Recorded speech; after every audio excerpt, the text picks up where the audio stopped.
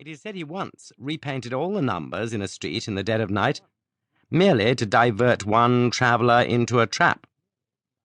It is quite certain that he invented a portable pillar box, which he put up at corners in quiet suburbs on the chance of strangers dropping postal orders into it.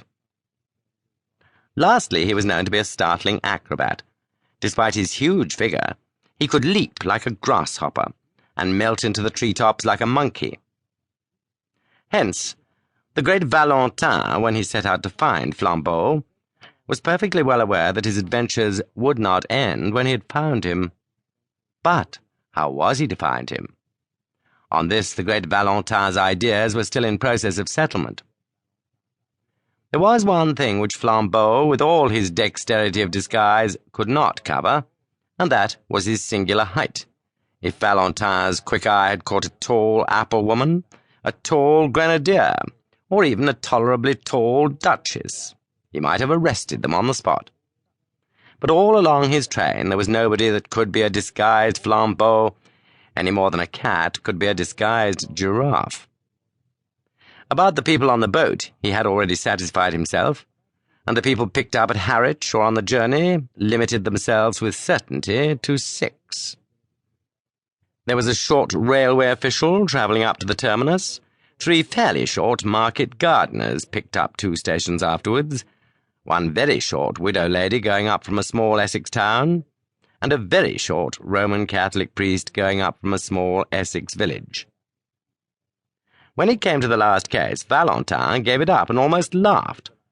The little priest was so much the essence of those eastern flats. He had a face as round and dull as a Norfolk dumpling. He had eyes as empty as the North Sea. He had several brown paper parcels, which he was quite incapable of collecting. The Eucharistic Congress had doubtless sucked out of their local stagnation many such creatures, blind and helpless, like moles disinterred. Valentin was a sceptic in the severe style of France, and could have no love for priests. But he could have pity for them, and this one might have provoked pity in anybody. He had a large, shabby umbrella, which constantly fell on the floor. He did not seem to know which was the right end of his return ticket. He explained with a moon-calf simplicity to everybody in the carriage that he had to be careful because he had something made of real silver with blue stones in one of his brown paper parcels.